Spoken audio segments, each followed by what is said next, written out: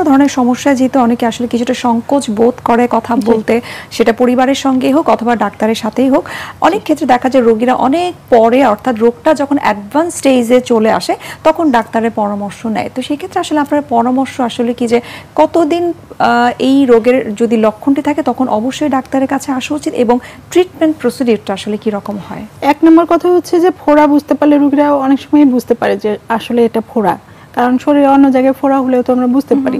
তো শরীরে অন্য জায়গায় ফোড়া হলে আমরা এক্সপেক্ট করি ফেটে গেলে ভালো হয়ে যাবে, আর পায়খানার রাস্তার ফোড়াটা ফেটে গেলে ফিস্টুলা হয় ইউজুয়ালি। এবং যখনই বুঝতে পারবে যে ফোড়া বা তীব্র ব্যথা হচ্ছে ডাক্তারের পরামর্শ নিবে ডেফিনেটলি। এবং ফিস্টুলা যখন হয়ে যায় তখন আমরা সাথে সাথে অনেক সময় অপারেশন করি না, আমরা 1.5-2 মাস অপেক্ষা করি যে ট্র্যাকটা যেটা রাস্তাটা ওটা একটু ম্যাচিউর হোক। একদম ওই সময় অনেক সময় বোঝা যায় না যে ফিস্টুলাও হয়ে গেছে এদিকে ফোড়াও, তখন হচ্ছে অনেক সময় আমরা ওই ফুটাটা মিস করে ফেলতে পারি। তো অনেক সময় আমরা বলি যে যেহেতু ফেটে গেছে আপনি কনজারভেটিভ ট্রিটমেন্ট যেটা আমরা সেটা দেই, ওষুধপত্র দিয়ে গরম পানিতে বসতে দেই, ক্লিন করতে দেই। এরপরে যখন ভালো হয়ে যায় 2 মাস 2.5 মাস পরে তারপরে আমরা রোগীকে ডেফিনিটিভ সার্জারিতে যাই।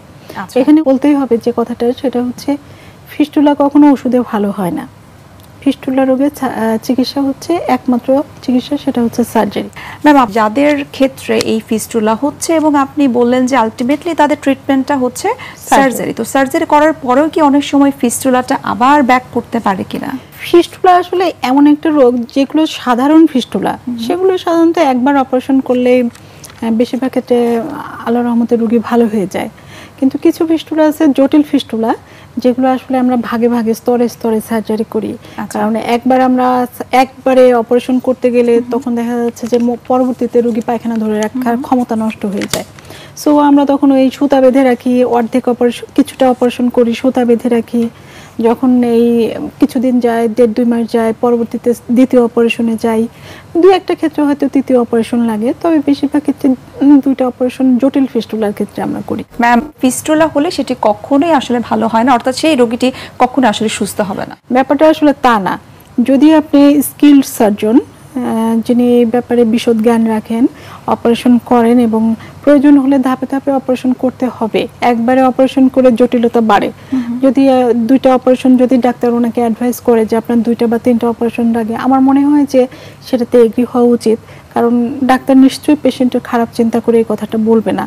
আমরা অনেক সময় এমআরআইও করি, কিন্তু পরীক্ষা যখন আমরা অপারেশন করতে যাই তখন সিদ্ধান্ত নেই যে না, এই রোগীর একবারের চাইতে 2বারে অপারেশন করা বেটার হবে। কোনো কোনো ক্ষেত্রে আমরা তখন অ্যাকচুয়ালি মেইন ডিসিশনটা আমরা অপারেশনের সময় নেই ফিস্টুলা সার্জারির ক্ষেত্রে। এবং যদি এভাবে নিয়ম মেনে অপারেশন করা হয় তাহলে সাধারণত ফিস্টুলা ভালো হয়।